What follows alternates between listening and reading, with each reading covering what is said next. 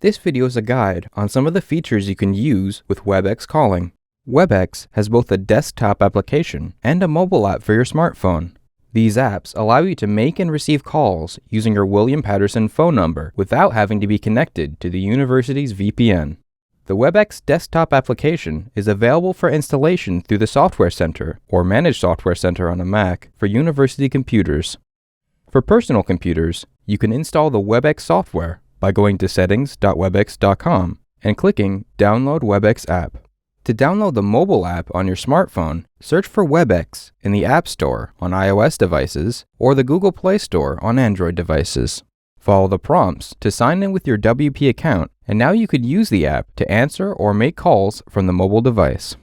It's important to note that incoming calls to your university phone number will ring on any device where you are currently logged into Webex, so you may want to close the Webex software or sign out of the Webex mobile app during times when you do not want to take calls to your work phone number.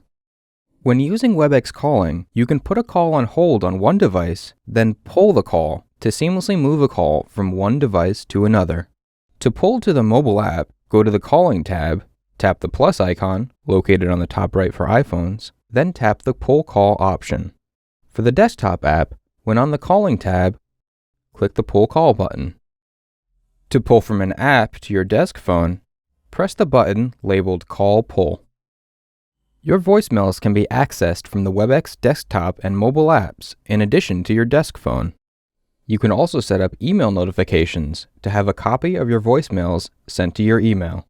Watch the Webex voicemail setup video for instructions on how to set these VM options, and to set your voicemail PIN and greeting if you have not yet done so. With Webex calling, there is an option to allow the caller to press 0 to be transferred to another extension instead of leaving a voicemail. This feature can help callers who have reached the wrong extension or need immediate help from a main office number.